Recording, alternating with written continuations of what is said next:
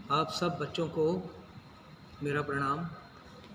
सतनाम, सतनाम क्या क्या संबोधित करते हैं ना। आज आवाज़ आ रही है सबको?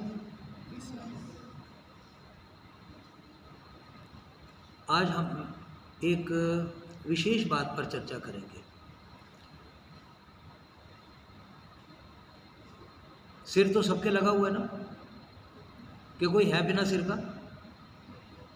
सिर है ना सबके,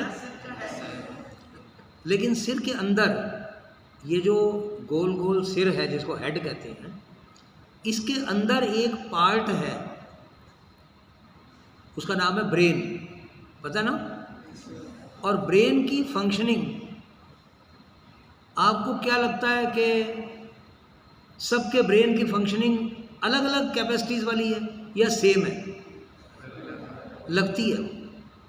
भगवान ने सबको सेम ब्रेन दिया है, लेकिन जब हमारा जन्म होता है, पता है कहाँ जन्म होता है हमारा? पता है कि नहीं? कहाँ जन्म होता है? किसी मंदिर में, गुरुद्वारे में, कहाँ? हॉस्पिटल में नहीं, घरों में भी होता है, सड़कों पे भी होता है। अगर हॉस्पिटल कहोगे तो घर में भी बच्चे पैदा होते हैं, सड़क पे भी हो जाते हैं। तो हमारा जन्म, हम कहाँ प्रिपेयर हो रहे हैं, हम तैयार कहाँ हो रहे हैं? कहाँ? जोर से बोलो। गर्भ में, माँ के पिता के, माँ के गर्भ में। समझ गए ना?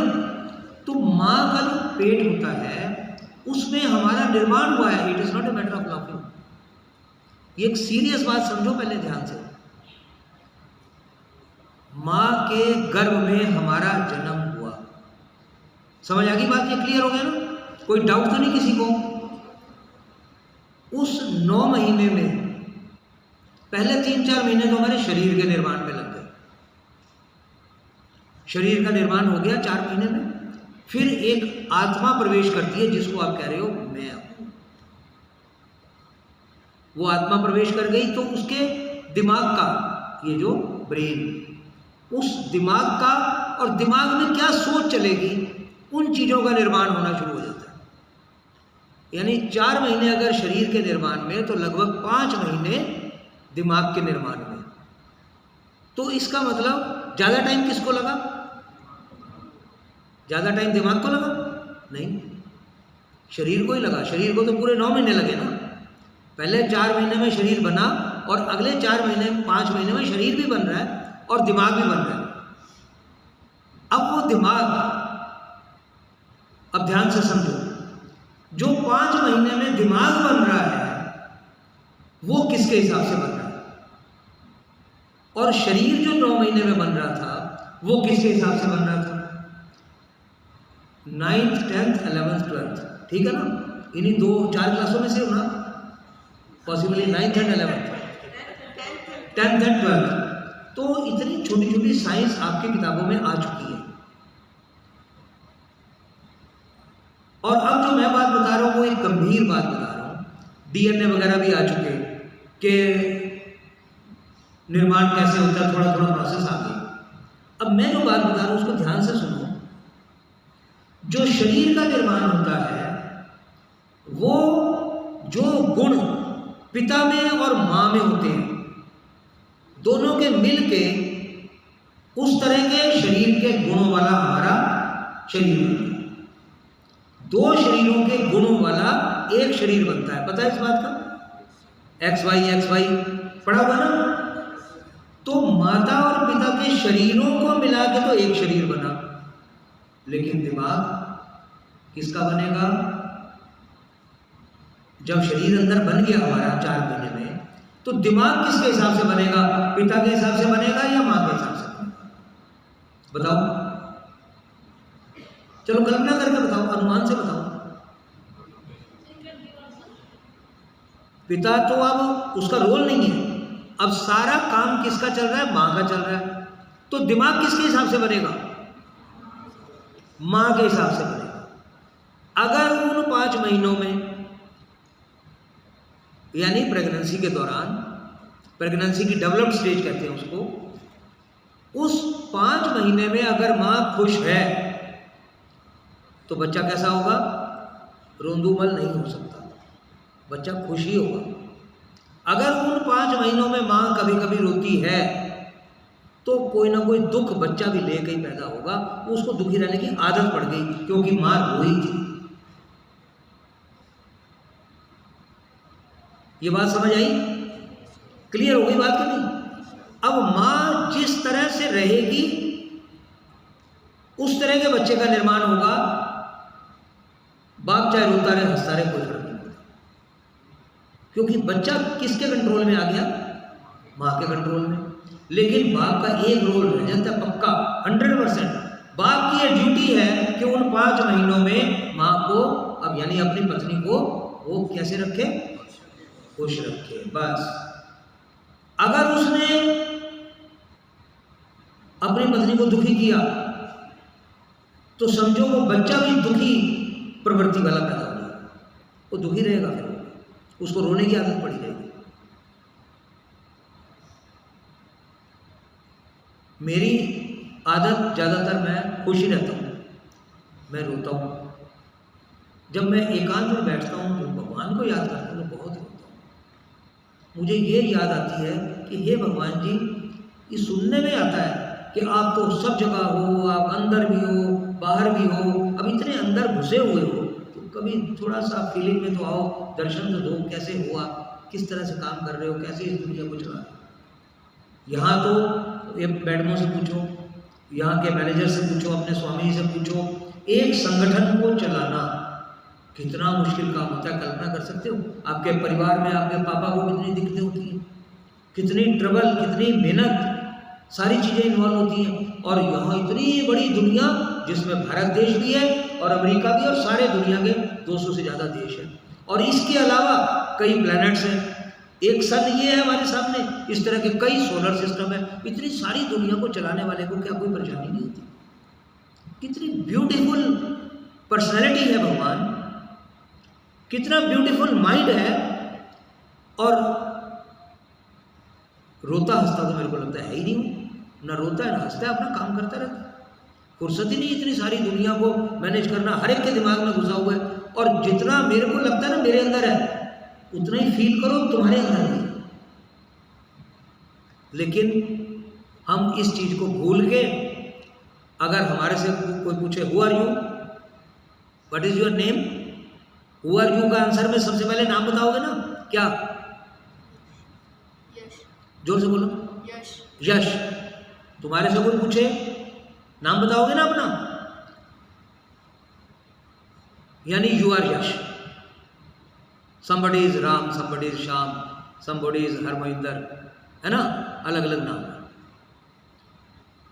और हु आर यू पूछे तो फार्म पे अपनी फोटो चिपका देते हैं ना, ताकि ये तो डिटेल्स मैंने दिया, मेरी फोटो भी लग गई, ये हूं मैं। यानी इस नाम और फॉर्म, फॉर्म का मतलब समझ गए, आपका एक रूप। नेम एंड फॉर्म के अलावा आपको कुछ पता है कि नहीं? हु आर यू नहीं पता ना? You are a mind, body के अलावा अंदर एक माइंड भी है। You are a mind which was developed by your mother and of course by your father also.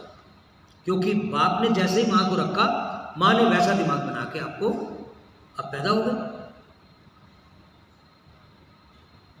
Mind के अलावा क्या है? जब शरीर बन रहा था तो आत्मा प्रवेश करती है। वो आत्मा आप हो, वो भी तो आपका इंट्रोडक्शन है। लेकिन किसी ने आज तक किसी फार्म में लिखा है आई एम ए सोल? लिखते हैं कई फार्म में, कई तरह के फार्म भरे होंगे ना, कभी लिखा है आई एम ए सोल? असली इंट्रोडक्शन वो है। और अगर हम वो लिखें फॉर्म में कि आई एम ए सोल, तो ये हमारी बहन जी रेणु जी और हमारी दूसरी बहन जी और आप सारे ही लिखेंगे आई एम ए सोल।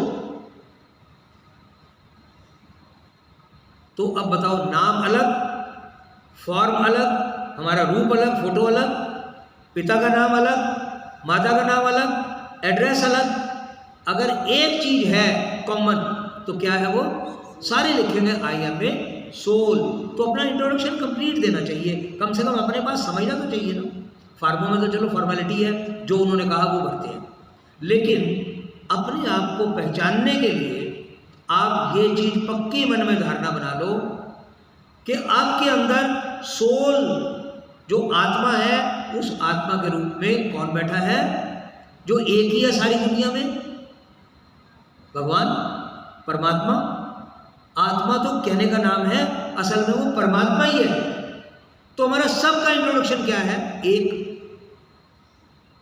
क्या इंट्रोडक्शन है? एक कॉमन इंट्रोडक्शन कि हम सब के अंदर कौन बैठा है? भगवान बैठा है। भगवान का रूल चल रहा है, भगवान का ही शासन चल रहा है। हम सुखी दुखी क्यों हो रहे हैं? अपने माइंड के कारण। माइंड तक छोड़ दो, अपना इंट्रोडक्शन माइंड तक खत्म कर दो। यानी माइंड क्या है? फॉर्म में आगे लिख दिया qualification, I am 12th class pass, I am graduate, I am a lawyer, I am a doctor, I am a engineer. ये माइंड के इंट्रोडक्शन आ रहे हैं ना। माइंड क्या है? आपका माइंड इंजीनियर बन गया, किसी का माइंड डॉक्टर बन गया, किसी का माइंड पुलिस वाली लड़की बन गई, कोई आईपीएस ऑफिसर बन जाएगी, कोई आईएएस ऑफिसर बन जाएगी, और तुम्हारे में से भी। तो माइंड तो अलग अलग दर्जा ले लिया, माइंड तक अलग अलग। हम इसीलिए दुखी सुखी हो रहे हैं, क्योंकि हमारे माइंड अलग अलग काम करते हैं। जब हम देखते हैं ये तो बहुत बड़ा आदमी है, तो हम थोड़ा दुखी हो जाते हैं, मेरे पास क्यों नहीं इतना पैसा, बहुत अमीर आदमी है, हमें क्यों दुखी होना। अरे जैसा भगवान मेरे अंदर वैसे ही उसके अंदर। कॉमन चीज को देखोगे तो सुखी रहोगे, अलग अलग चीजों को देखोगे तो दुखी हो जाओगे या सुखी हो जाओगे। समझ आ गई बात ये? तो किस तरह से सुखी रहना है? परमानेंट सुखी रहने के लिए अपने अंदर क्या फील करोगे? भगवान। ठीक है। अब मुझे एक क्वेश्चन इन्होंने रखा आने से पहले कि ऐसा क्यों होता है कि कुछ बच्चे जल्दी लर्न कर लेते हैं और कुछ बच्चे बड़ी स्लो लर्न करते हैं, धीरे धीरे लर्न करते हैं। तो डीपली उसका भी यही आंसर है। एक आंसर तो मैंने साइंटिफिकली दे दिया कि जो बच्चे स्लो लर्न कर रहे हैं वो गर्भ में कहीं ना कहीं कमी रह गई है। अगर माता को अच्छा भोजन मिलता, माता का मन बड़ा अच्छे विचारों में रहता, अच्छी तरह से वो भी पढ़ाई लिखाई में लगी रहती, पढ़ाई की आदत होती। अब ये तुम सब नोट कर लो, क्योंकि आगे आने वाले टाइम में तुमने यही काम करने हैं जो तुम्हारे लिए किए गए। तुम्हारे माता पिता ने तुम्हारा जन्म माता पिता के कारण हुआ ना। उन्होंने जन्म में काम किया, पूरा रोल प्ले किया, पूरे दायित्व निभाए, अपनी ड्यूटीज निभाई। अब तुम्हें भी वही काम करना है, अपने अपने घरों में जाके आगे बढ़ के जीवन में कुछ थोड़ा पढ़ाई और करके 4-4, 5-5 साल बाद, 8 साल बाद, 10 साल बाद तुम्हें भी वही काम करना है, बच्चों का निर्माण। और मैं आज तक वही काम कर रहा हूँ, बच्चों का निर्माण। जो दिमाग माँ के गर्भ में कहीं थोड़ा सा कमजोर रह गया, उसे अब हम स्कूलों में या मंदिरों में या गुरुद्वारों में या आश्रमों में उसको हम ठीक रखेंगे, ठीक करेंगे, मजबूत करेंगे, ताकि ये दिमाग बड़े से बड़े काम करने के लिए तैयार हो सके। ये कैसे होगा? तो मैंने इनको एक बड़ा अच्छा तरीका बताया, तो बहन जी कहने लगी कि आप ही आके बताओ ये तरीका। एक भजन सुना हुआ है, गुरुद्वारों में बजता पड़ा हुआ भजन, माधो तुम ऐसे हम कैसे। सुना हुआ कि नहीं? हम कैसे हैं और तुम कैसे हो भगवान। माधव भगवान को कहा हुआ, माधव कृष्ण जी थे, तो भगवान जी को हम कह रहे हैं हम कैसे तुम कैसे। तो मेरे और तुम्हारे में फर्क क्यों है? तो वो फर्क गिनता, क्या क्या फर्क है? हम मूर्ख तुम चतुर सियाने, यानी हम तो मूर्ख हैं और तुम तो भगवान जी बड़े बुद्धिमान हो। ठीक है कि नहीं? भगवान बुद्धिमान है कि नहीं है? जवाब ही नहीं आता आपका। भगवान बुद्धिमान है कि नहीं है? है ना? तो जोर से कहो भगवान बुद्धिमान है। बोलो। और इस गाने में क्या कहा? मैं मूर्ख। सारे बोलो, हम मूर्ख हैं। आपस में नहीं, एक दूसरे को कहोगे ना तू मूर्ख और वो कहेगा मैं समझदार, तो आपस में लड़ाई हो जाएगी। भगवान से बात कर रहे हैं, इसलिए घबराओ मत। भगवान के सामने हम सारे मूर्ख ही हैं। ये बात तो गुरु नानक देव जी ने, इतने बड़े बड़े संतों ने यही बात कही। अभी बताता हूं इसका लाभ क्या होगा। तो बोलो, मैं मूर्ख हूं। घबराहट है कि थोड़ी सी, संकोच हो रहा है, शर्म आ रही है ये कहने में कि मैं मूर्ख हूं। जोर से बोलो, मैं मूर्ख हूं। भगवान जी आप बहुत बुद्धिमान, मैं पापी हूं, आप माफ करने वाले। समझ गए ना? अब इसका लाभ क्या होगा? एक छोटी सी कहानी सुनो, फिर मैं डायरेक्टली उस उपाय पे आ जाऊंगा जो आपने प्रैक्टिस करनी है। रामानुजम का नाम किसने सुना हुआ है? रामानुजम कौन थे? मैथमेटिशियन। पक्का पता है क्या नाम था? रामानुजम। और रहते थे वो इधर दक्षिण भारत में, केरल में या तमिलनाडु में। ठीक है, रामानुजम मैथमेटिशियन थे तो कह लिया। उनकी स्टोरी पता है तुम्हें? He was a dull boy, total dull था। 12-13 साल का था, मेरे ख्याल 5वीं 6वीं में होगा। 5वीं 6वीं क्लास में उसको कुछ नहीं आता था, कोई क्वेश्चन सॉल्व नहीं कर सकता था मैथ्स के। हिंदी इंग्लिश लर्निंग भी बड़ी पुअर थी। सारे उसको डल डल करके चिढ़ाते रहते, तू तो मूर्ख है। अब तुम तो कितने जोर से कह रहे हो हम मूर्ख हैं। उसको चिढ़ाते थे। इसीलिए कह रहा हूं, आपस में अगर कहोगे मूर्ख तो रॉन्ग, गलत, ये नहीं कह रहा हूं। अपने आप जब भगवान से बात करनी है तो भगवान को कहना है मैं मूर्ख, आप तो बहुत बुद्धिमान हो। तो वो बड़ा दुखी हो गया और वो मंदिर में ही, स्कूल चलता था, स्कूल की छुट्टी हो गई शाम को, वो मंदिर में ही बैठा था। और शेरावाली माता की कोई लगी हुई थी मूर्ति, दुर्गा की, देवी की, वहाँ बैठ गया वो। बैठा रहा और हर सारा टाइम एक ही बात करता रहा। बच्चे तो छुट्टी होकर घर चले गए, वो एक ही बात पर जोर लगाता रहा कि हे माता, मैं मूर्ख हूँ, मैं तो मूर्ख हूँ। सारे लोग मुझे मूर्ख कहते हैं, सब लोग मुझे मूर्ख कहते हैं, मैं मूर्ख हूँ और मुझे पता है मैं मूर्ख हूँ। वो था भी, उसको पता था मुझे कुछ आता तो है नहीं, तो यही कहता रहा मैं मूर्ख हूँ, मैं मूर्ख हूँ, मैं मूर्ख हूँ। कहते कहते बच्चे तो घर चले गए, वो वहीं बैठे बैठे सो गया बच्चा। 10 साल 11 साल का था, सो गया। अब घर में तलाश शुरू हुई, घर तक नहीं पहुंचा सारे लोग, तो वो रात को वहाँ सोया हुआ है। अब किसी को कल्पना में भी नहीं आता कि बच्चा स्कूल में ही है, अभी मंदिर था वो। तो वहाँ सोए सोए रात को उसको सपना आया। उस सपने ने, क्यों, उसने पाठ क्या किया था? उसने गायत्री मंत्र का जाप किया था। क्या जाप किया था? मैं मूर्ख हूँ, मैं मूर्ख हूँ, मैं मूर्ख हूँ, मैं मूर्ख हूँ। रो भी रहा था, मैं मूर्ख हूँ। इसका मतलब ऑटोमेटिक एक प्रार्थना क्या आ रही है?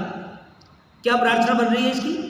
आपको क्या लग रहा है? यही जाप चल रहा है और रो भी रहा है साथ में, तो इसका मतलब वो प्रेयर कर रहा है, मैं मूर्ख हूँ।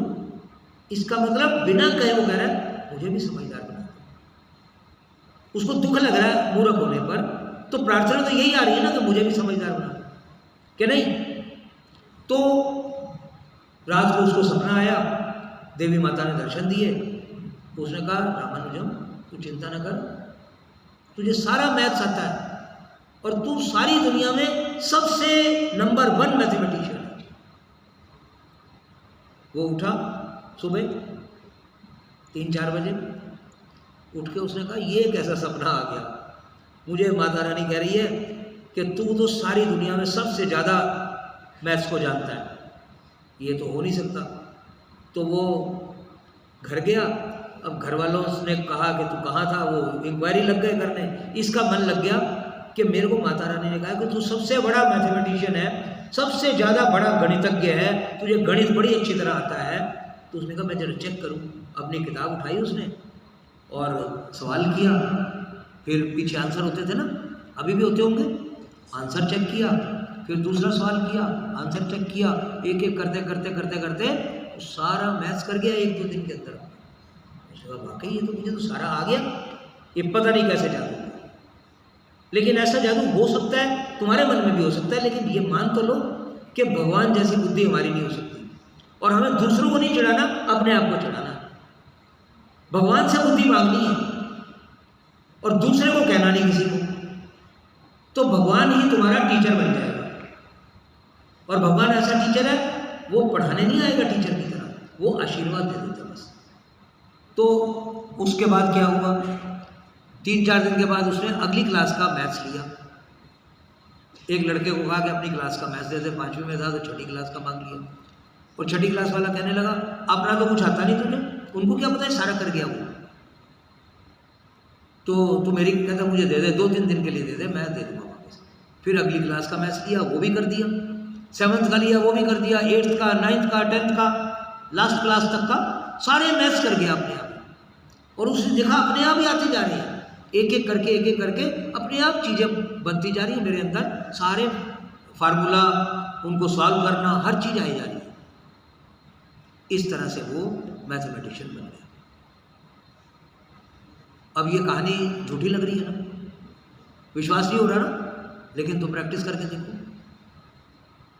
तुम अपने टीचर को कह दो, एक एग्जांपल की तरह लो, अपने टीचर को कह दो मैडम मैं सबसे मूर्ख हूँ, तो टीचर क्या करेगी, सबसे ज़्यादा ध्यान तुम्हारे पर लगाएगी कि नहीं, कि ये कह रहा है मैं मूर्ख हूँ तो इसको जरा मैं आगे आजा, बैठ जा, आराम से समझ, वो तुम्हें ज़्यादा समझाएगी। ये तो टीचर भी करते हैं, जब भगवान को कहेंगे तो भगवान ऑटोमेटिकली सबसे ज़्यादा समझाते ही। ये तो एक डिवाइन एग्जाम्पल था, कुछ ना कुछ तुम्हें जरूर मिलेगा। अब आते हैं एक प्रैक्टिस पर, सीधे बैठो जरा। अब हमें प्रार्थना क्या करनी है, दिमाग को इंप्रूव करना है ना। इनहेल करो जरा, श्वास भरो अंदर, और जितनी देर तक रोक के रख सकते हो रोको जरा।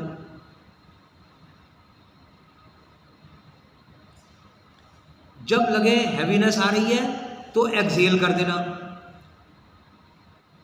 इसके लिए एक तो सीधा बैठना बड़ा जरूरी है, सीधे बैठे रहो और श्वास को रोक कर रखो।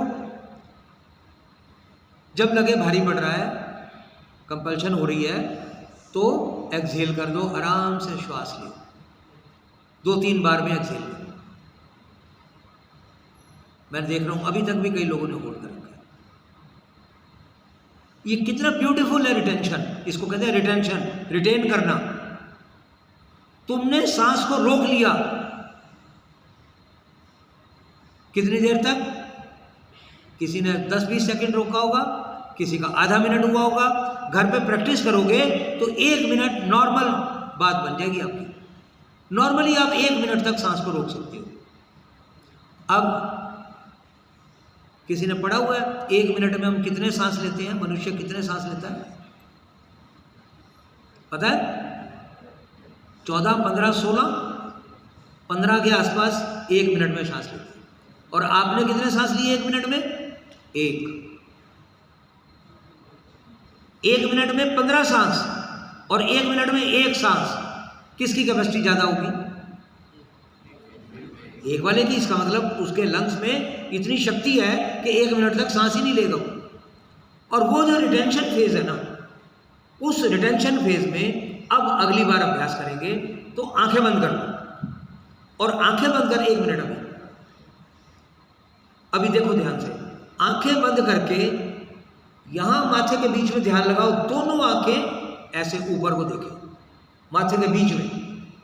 अब फिर इनहेल करो, सीधे बैठो, इनहेल करो और सांस को रोक लो, आंखें बंद और माथे पर ध्यान। इनहेल,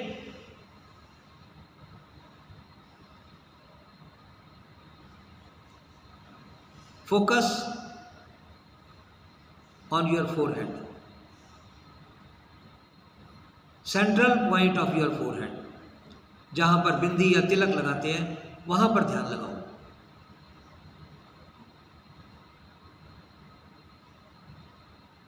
श्वास रुका हुआ है, केवल ध्यान।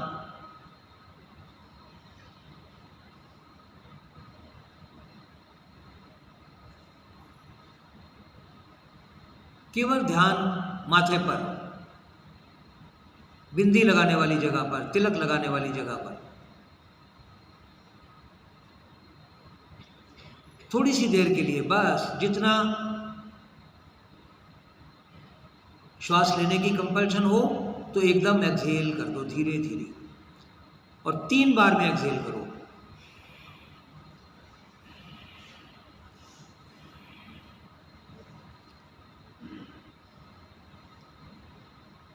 एक बार फिर तैयार करेंगे अपने आप को, फिर से सीधे बैठ के अब एक्सहेल करो। देखना 3-4 बार करोगे आपकी कैपेसिटी बढ़ जाएगी।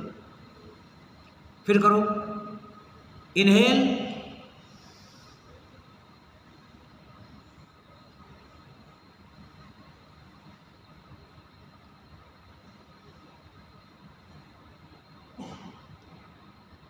श्वास रुका हुआ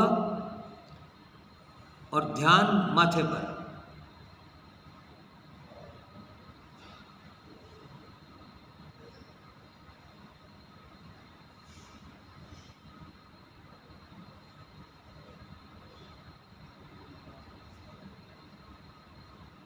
और जब दिक्कत महसूस होने लगे उसको धीरे धीरे एक्सहेल कर दो।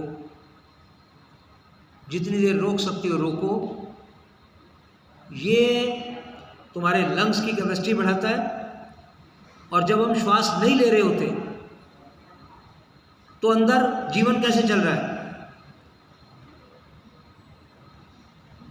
लंग्स में जो श्वास पहले ऑक्सीजन भरी हुई है वो ऑक्सीजन ब्रेन को मिलती है।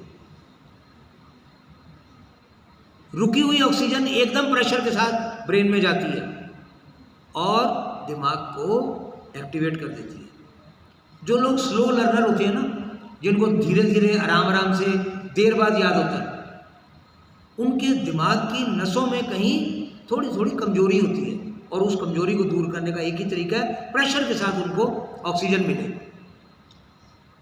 फिर से एक बार अभ्यास करो, तीसरी बार सीधे बैठ जाओ और ये प्रार्थना करके अब की बार कि हे परमात्मा जी, ये मैं सांस रोक लूंगा, मेरे अंदर जितनी भी वायु है, जितनी भी ऑक्सीजन है, सारी मेरे ब्रेन को दे दो। तो ब्रेन को ऑक्सीजन सप्लाई बढ़ जाएगी और ब्रेन की नसें, नर्व्स एक्टिवेट हो जाएंगी और आपकी याद करने की, समझने की सारी शक्तियां बढ़ जाएंगी, क्योंकि सारा काम तो ब्रेन से ही हो रहा है ना। फिर सीधे बैठो और इनहेल करो, पूरा लंबा गहरा श्वास करो।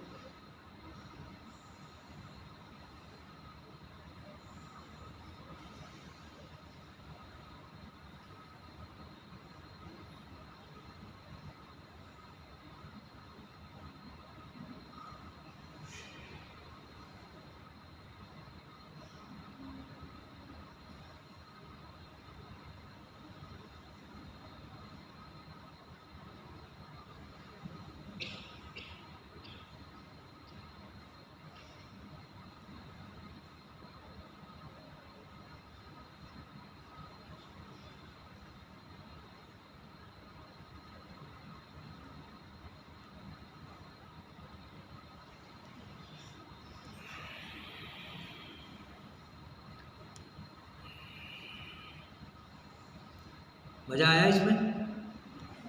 अगर ये अभ्यास सुबह और शाम 3-3, 4-4 बार करना शुरू कर दिया आपने, थोड़ी देर के लिए बैठ जाओ 10 मिनट और थोड़ी थोड़ी देर के बाद ये अभ्यास करो।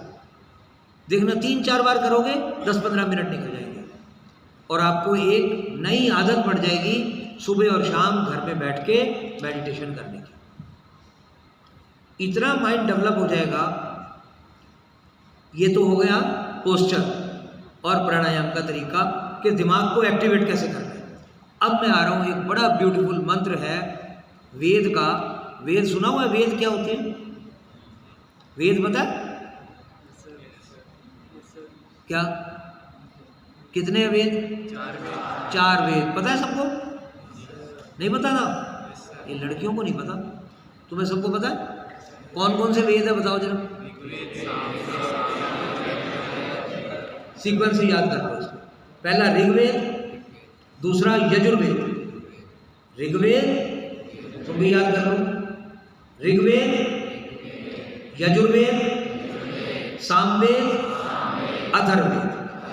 4 वेद हो गए।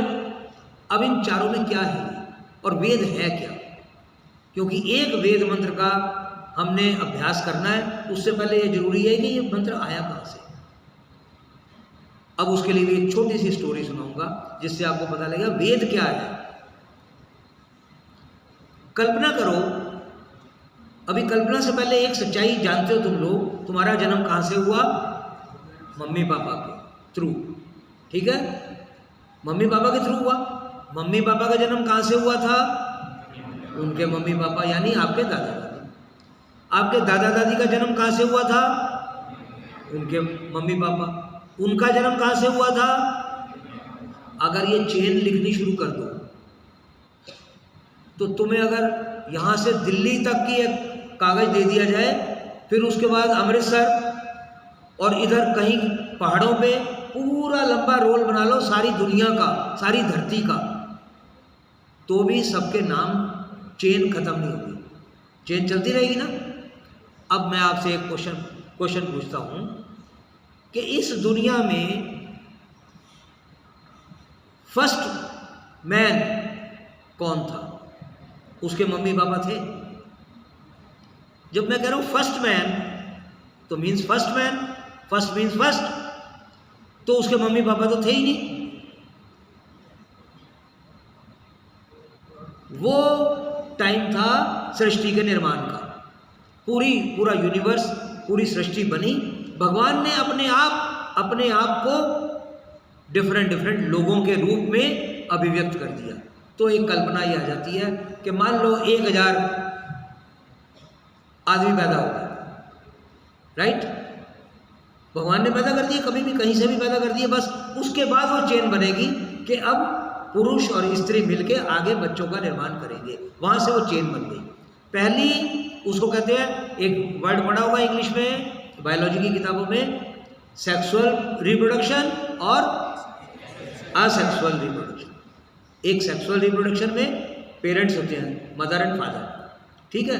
और एक असेक्सुअल रिप्रोडक्शन होती है जिसमें पेरेंट्स होते ही नहीं, अपने आप जीव का निर्माण हो जाता है। उसका एग्जाम्पल क्या है? एमीबा, है ना? उसके पेरेंट्स नहीं होते, आज भी वो वैसे ही पैदा हो रहा है। लेकिन बाकी सबके लिए भगवान ने पहली सृष्टि बना दी और उसके बाद उनके अंदर शक्ति दे दी कि तुम अब सेक्सुअल रिप्रोडक्शन करते जाओ। तो जो पहले मैन एंड वुमेन थे, अब वो कल्पना कर लो 1000 थे, अचानक आए। अब मान लो तुम लोग अचानक यहाँ आ जाओ, तुम्हारी कोई बैकग्राउंड नहीं है, ना कोई घर है, ना कोई कहीं से तुम आए हो, अचानक इसी फॉर्म में ऑल ऑफ अ सडन वहां से कहीं से अपीयर हो गए और यहाँ देख रहे हैं ये क्या है। पहला क्वेश्चन क्या करेंगे? ये कौन है ना? यही क्वेश्चन आएगा ना, ये कौन है, ये कौन है, ये सब लोग कौन है? हु एम आई? पहला क्वेश्चन क्या आएगा? हु एम आई? दूसरा क्वेश्चन क्या आएगा? ये सब क्या है? दूसरा क्वेश्चन ये आएगा, ये किया किसने है? ये हमें यहां कौन लाके बिठा गया? समझ गए कि नहीं? अब ये अभी कल्पना में इसलिए नहीं आ रही क्योंकि वो समय तुम देख नहीं पा रहे। अभी अचानक मान लो रात को घर पे सोए, ठीक है? सोए हुए ज़्यादातर तो किसी को ना होश ही नहीं होती बिल्कुल। अगर उस चारपाई को 4 जने आराम से उठाएं, चारपाई पे सोए हो, उस चारपाई को 4 जने आराम से उठाएं और बिल्कुल बिना हिलाए आराम से लेके जाए और बाहर सड़क पे रखें, तो सुबह उठते ही तुम्हारा क्या ध्यान आएगा? ये कहाँ आ गया? मैं तो अंदर सोया था भाई, ये अपने घर के बाहर सड़क पे कैसे आ गया? किसने ऐसे कर दिया? यही तो क्वेश्चन आएगी ना, मैं कहाँ आ गया? क्योंकि तुम अपने आप को तो जानते हो, लेकिन वहां पहला क्वेश्चन क्या आया था? हुआ भाई मैं कौन हूं? ये क्या है? ये शरीर, ये क्या चीज है? ये हिल रहा है जो, कि क्या है, और दूसरा क्वेश्चन आएगा कि किसने किया। बस ये 2 क्वेश्चन लेके कुछ गिने चुने लोग, 3-4 लोग बैठ गए। उन्होंने कहा पहले तो हमें ये बताओ कि कौन है, क्या है, और 4-5 घंटे बाद क्या होगा। अब मान लो अब तुम्हें यहाँ बिठा दें और 4 घंटे तक मेरा लेक्चर चलता रहे, दोपहर हो गई, 1 बज गया, 2 बज गए, तुम्हारी सबसे पहली डिमांड क्या होगी बताओ? भूख लगी है ना? देखो बोली भूख लगी, सबको भूख लगेगी ना। तो 4-5 घंटे बाद तुम सारे कहोगे अरे छोड़ो सर, आप पता नहीं स्वामी जी कहाँ बैठ के लेक्चर देते जा रहे हो, हमें तो भूख लगी है। अब वो क्वेश्चन तो सबके दिमाग में आया। अगर 1000 आदमी पैदा हुआ था, पहले वाला फर्स्ट मैन, तो सबके दिमाग में एक ही क्वेश्चन आया कि क्या है, ये क्या है, किसने किया ये, है ना? लेकिन 4-5 घंटे बाद क्या हुआ? क्या हुआ 4-5 घंटे बाद? भूख लगी, सारे इधर उधर व्यस्त हो गए, उठ के चले गए। कोई एक बॉल की तरह कोई चीज़ लटकी हुई थी, उसको तोड़ा, देखा, सूंघा, खाने की कोशिश की, क्योंकि पेट मांग रहा है, वो बोलता नहीं है भूख लगी है, वो अपने आप मुंह के ऊपर एक अर्ज आती है कि इसको कुछ खाने को चाहिए, चबाने को चाहिए, फिर वो अंदर जाएगा। तो उसने, किसी ने पत्ता खाया, किसी ने वो बॉल खाया, किसी ने वो केले जैसा डंडा लटका हुआ था वो खाया, किसी ने कुछ खाया, किसी ने कुछ खाया। सारी दुनिया किस में लग गई? वही दुनिया थी ना 1000 लोगों की, वो सारी दुनिया खाने पीने में लग गई। लेकिन 4 आदमी ऋषि की तरह बैठ गए, हमें तो नहीं भूख लगी, हमें भूख नहीं लगी, हमें भूख नहीं लगी, हमें तो एक बात बताओ, ये कौन है, ये किसने बताया, ये कौन है, ये किसने बताया। ये 2 क्वेश्चंस पे वो पकड़ के बैठ गए। ये तुम्हारे में से भी कई बच्चे ऐसे होंगे कि क्वेश्चन सोल्व कर रहे हैं, घंटी बज गई, वो उसी मैथ्स को ही करे जा रहे हैं, क्योंकि वो सॉल्व नहीं हो रहा, उनका दिमाग उसमें लग गया, पहले इसको सॉल्व करूंगा तब मैं छुट्टी होगी तो भोजन करने जाऊंगा, पहले मेरा क्वेश्चन सॉल्व होना चाहिए। ऐसे जिद्दी है ना कई लोग। कौन है जिद्दी ऐसे पढ़ाई में?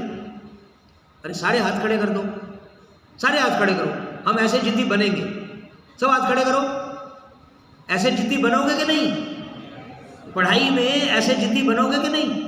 जो चीज़ याद कर रहे हैं उसको याद करके ही उठेंगे। तो वो 4 लोग जिद्दी बन गए। उन्होंने कहा हमें तो पहले इस प्रश्न का जवाब दो। एक टाइम निकल गया, रात का टाइम निकल गया, अगला दिन निकल गया, 2-3 दिन तक, 4 दिन तक वो बैठे रहे, व्रत रख लिया उन्होंने। व्रत का पता भी नहीं था, लेकिन जिद पकड़ के बैठ गए, पहले इसका उत्तर मिले कि ये क्या है और ये किसने बनाया। तो वायुमंडल से अब उनको पढ़ाने वाला तो कोई है नहीं, कोई उनके लिए नए स्वामी जी नहीं आएंगे, कोई नया टीचर नहीं आएगा, टीचर को भी नहीं पता होगा। तो उनको अपने आप उनके अंदर दिमाग में ज्ञान आया कि ये मनुष्य है, ये सृष्टि बनी है, इसमें मैंने अपने आप को अभिव्यक्त किया है। भगवान जी कह रहे हैं, भगवान जी उसके अंदर से बोल रहे हैं कि मैंने अपने आप को एक्सप्रेस किया है इसमें, ये सबके तुम्हारे रूप में मैं ही हूं और ये सृष्टि इस तरह चलेगी। अब वो किस भाषा में था बताओ?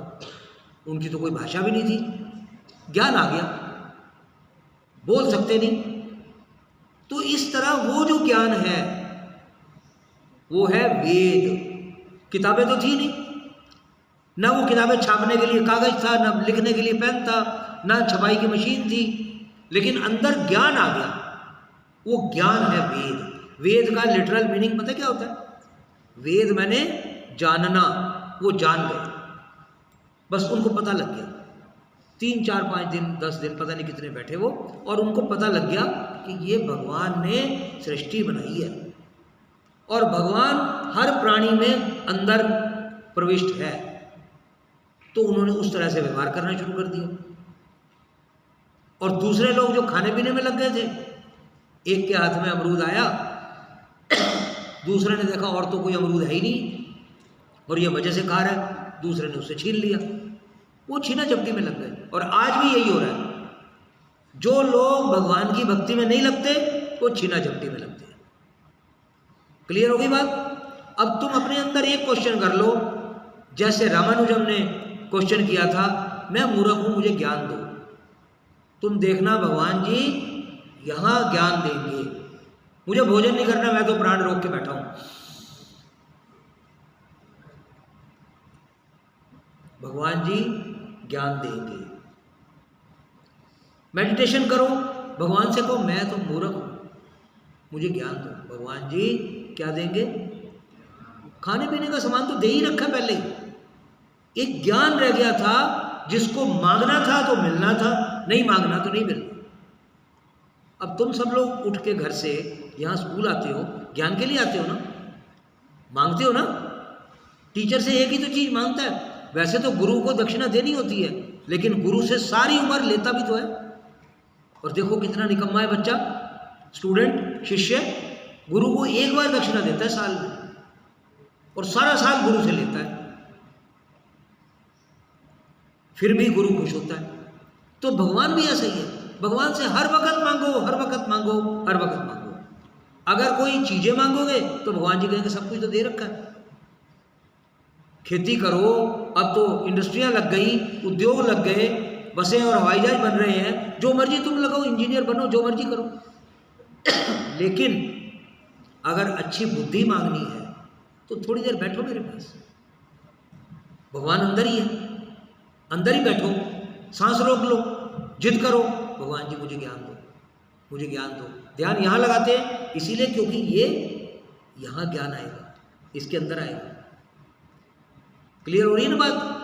तो ज्ञान प्राप्त करने का सबसे बड़ा तरीका है, एक तो एक्सरसाइज मैंने बताई, इनहेल करके रोकने का 4-5 बार सुबह, 4-5 बार शाम को। बोलो करोगे? प्रॉमिस? लेकिन झूठी प्रॉमिस क्या सच्ची? नहीं, बोल ही नहीं रहा कोई सच्ची। सच्ची प्रॉमिस क्या झूठी प्रॉमिस? तो 3-4 बार या 5 बार सुबह रिटेंशन का एक्सरसाइज करना है और 5 बार शाम को करना है। अब भगवान ने दे दिया वेद का ज्ञान, उसी कहानी पे आ जाओ।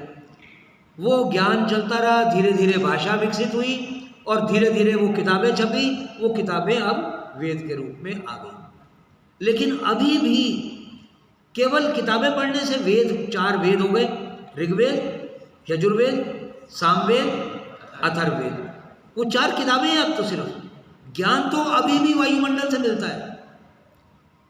मैं कई बार वो मंत्र पढ़ता हूँ तो मैं 9 विद्वानों की लिखी हुई वेद रखे हुए मेरे पास। अगर एक मंत्र देखना है तो 9 कमेंट्रीज पढ़ता हूँ। कई बार मुझे समझ नहीं आता, फिर मैं बैठ जाता हूँ,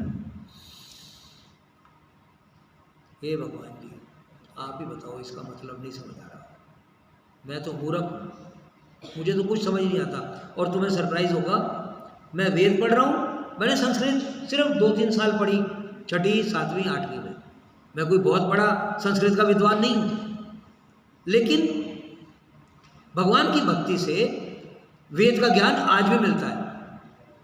अब तुम्हें क्या चाहिए? जो ज्ञान चाहिए ले लो, और अगर सामान चाहिए तो बाहर दुनिया में काम करते रहो, पैसा कमाते रहो, सामान इकट्ठा करते रहो। और उसमें क्या होगा?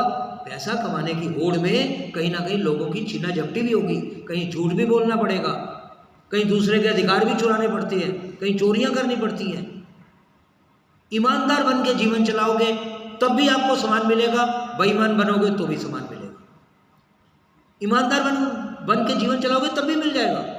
तो एक तो संकल्प करो कि हम ईमानदारी से इस पढ़ाई का प्रयोग करेंगे, राइट?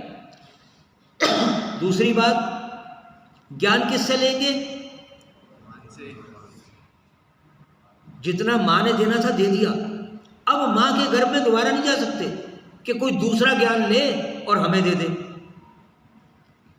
माँ ज्ञान लेती है तो गर्भ में बच्चे को दे देती है, लेकिन अब तो हम बाहर आ गए, अब माँ के गर्भ में नहीं जा सकते। स्कूल भी तुम्हारे किसी के 1 साल रह गया, किसी के 2 साल, किसी के 3 साल, और कोई इसी साल छुट्टी होने वाली है। फिर कॉलेज में चले जाओगे, ज़्यादा से ज़्यादा 4-5 साल या 6 साल या 10 साल और पढ़ोगे, इसके बाद ये पढ़ाई भी खत्म हो जाएगी।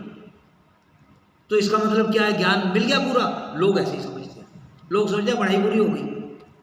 वो पढ़ाई तो पूरी हो गई, कमाने लायक बन गए, इंजीनियर या डॉक्टर या कुछ बन गए, खाने को फल तो मिल रहे हैं, लेकिन ज्ञान भगवान का ज्ञान, और ये सारे बाकी के ज्ञान को क्या कहते हैं? अज्ञान कहते हैं। जिसमें भगवान शामिल नहीं है वो अज्ञान है। ये पैसे का कमाने वाला जो साधन है ना, ये तो अज्ञान है। अज्ञान पैसा तो कमाने में मदद कर सकता है, लेकिन भगवान क्या है? हमारा पहला क्वेश्चन, यानी पहले आदमी का पहला क्वेश्चन क्या था? पहले आदमी का पहला क्वेश्चन क्या था? हु एम आई, मैं कौन हूं? उस क्वेश्चन का जो ज्ञान मिलेगा वो है ज्ञान, और वो ज्ञान दिमाग को इतना ताजा कर देगा, इतना सुंदर बना देगा, ये संसारिक ज्ञान बहुत छोटा लगेगा।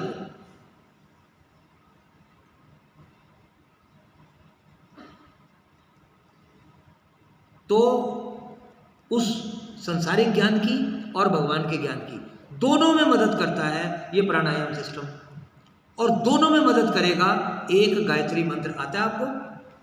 बोल के दिखाओ जरा, सारे इकट्ठे एक सुर में।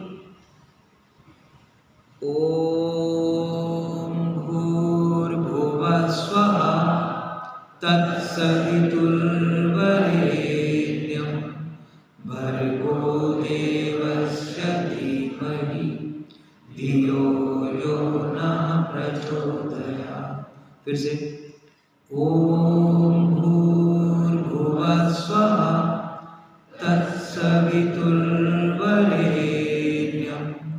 भर्गो देवस्य धीमहि धियो यो नः प्रचोदयात्।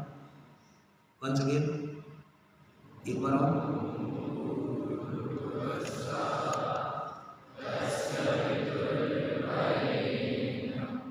भर्गो देवस्य धीमहि धियो यो नः प्रचोदयात्। एक बार और।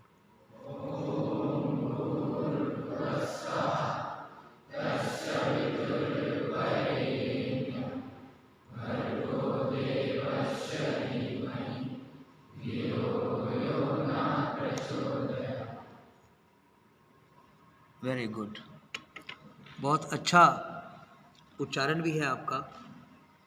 अब टाइम है अभी ओवर, तो 5 मिनट में ख़त्म करूँ?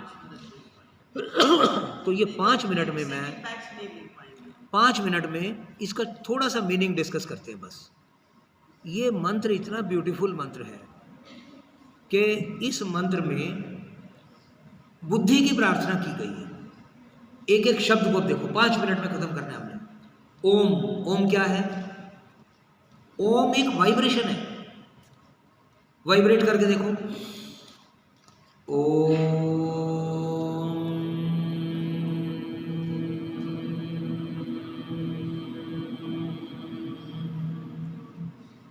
और साइंटिस्टों ने सारा मेजरमेंट किया है, नासा से, स्पेस से रिकॉर्डिंग करके देखा है, वहां भी यही साउंड चल रही है। तो ये क्या वाइब्रेशन है?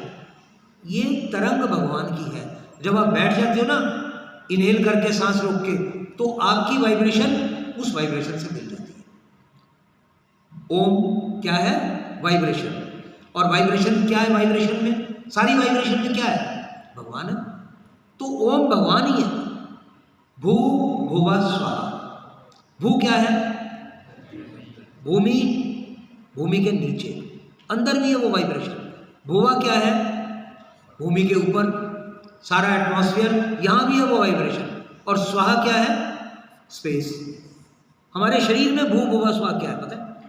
ये बॉडी भू है और माइंड हमारा भुवा है, और माइंड के अंदर जो भगवान के बैठने का एक खाली स्थान है, आकाश, स्पेस है, वो है स्वाहा। तो भू भुवा स्वाहा, क्लियर हो गया? तत्, तत् माने उसकी, तत् माने सवितु, उसकी निर्माण करने की शक्ति, उसकी ज्ञान की शक्ति, उसका प्रकाश। तत् सवितु, तत् माने उसकी, सवितु माने निर्माण करने की शक्ति। थी ना निर्माण करने की शक्ति भगवान की, अपने आप बिना माता पिता के दुनिया को पैदा कर दी, और उसके बाद उनको शक्ति दे दी कि अब तुम पैदा करते रहो। तत् सवितु, ये सारी शक्ति उसी की है। आज भी जो बच्चों का निर्माण हो रहा है, बच्चे पैदा हो रहे हैं, शक्ति वही लग रही है। तत् सवितु, उसकी निर्माण करने की शक्ति। वरेण्यम, मैं वरण करूं, मतलब समझ आ गया? तत् सवितु वरेण्यम। अब 3 मिनट बाकी बैलेंस। भर्गो देवस्य धीमहि, 4 शब्द नहीं, भर्गो, भर्ग क्या है? कॉस्मिक इंटेलेक्ट, सारे ब्रह्मांड की बुद्धि। भर्गो किसकी है? वो बुद्धि किसकी है? कॉस्मिक इंटेलेक्ट भगवान की है। भर्गो देवस्य, देवस्य मैंने देवता की। वो जो कॉस्मिक इंटेलेक्ट है देवता की, भर्गो देवस्य धीमहि, धी मैंने बुद्धि, वही मैंने मेरी, वो कॉस्मिक इंटेलेक्ट मेरी इंटेलेक्ट बन जाए। अब बताओ इससे ज्यादा और क्या चाहिए आपको? क्लास में अगर टीचर की बुद्धि आपको मिल जाए तो है ना, उससे ज्यादा कुछ नहीं चाहिए ना। यहां तो हम भगवान की बुद्धि मांग रहे हैं। इसी के सहारे रामानुजन को बुद्धि मिल गई। मैं मूर्ख हूं, मैं मूर्ख हूं, मैं मूर्ख हूं। हे भगवान जी आप तो विद्वान हो, तो हम क्या मांग रहे हैं?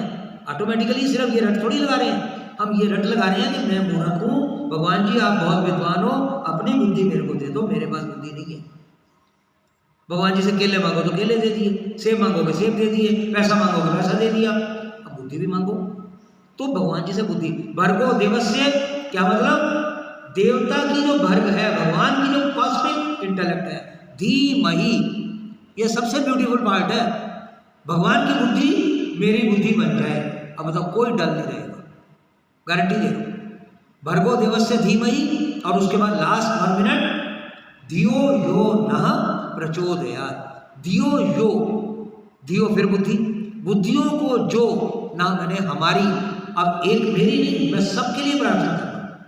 धियो यो नः प्रचोदयात्, मेरी बुद्धियों को, सबकी बुद्धियों को सन्मार्ग पर चलाए। तो ये सबके लिए प्रार्थना आ गई, पहले मेरे लिए आ गई कि भगवान जी आपकी बुद्धि मेरी बुद्धि बन जाए। कौन सा पाठ था वो? भर्गो, इसका 3 बार उच्चारण करो, बीच वाले पाठ का। भर्गो देवस्य धीमहि, भर्गो देवस्य धीमहि, भर्गो देवस्य धीमहि, भर्गो देवस्य धीमहि, भर्गो देवस्य धीमहि, भर्गो देवस्य धीमहि। और एक बार साथ लास्ट, ओम भूर्भुवः स्वः तत्सवितुर्वरेण्यं भर्गो देवस्य धीमहि धियो यो नः प्रचोदयात्। भर्गो देवस्य धीमहि धियो यो नः प्रचोदयात्। भर्गो देवस्य धीमहि, भर्गो देवस्य धीमहि, भर्गो देवस्य धीमहि। अब मेरे प्यारे पुत्रों, तुम्हें मैं पुत्रियां नहीं कह रहा, तुम भी पुत्री हो, क्योंकि पुत्री का मतलब होता है कमजोर। तुम सारे मेरे बेटे हो, ठीक है? तो सारे मेरे बच्चे कम से कम भगवान की भक्ति में से इतना गुण ले लो, ये फल सब्जियां दुनिया सारी मिल जाएगी तुम्हें, पैसा बहुत मिलेगा, ये भगवान की भक्ति और भगवान का ज्ञान नहीं मिलेगा। भर्गो देवस्य धीमहि ये नहीं मिलना, इसको लेने का प्रयास करो कि कॉस्मिक इंटेलेक्ट हमारे पास है। ओम शांति शांति शांति।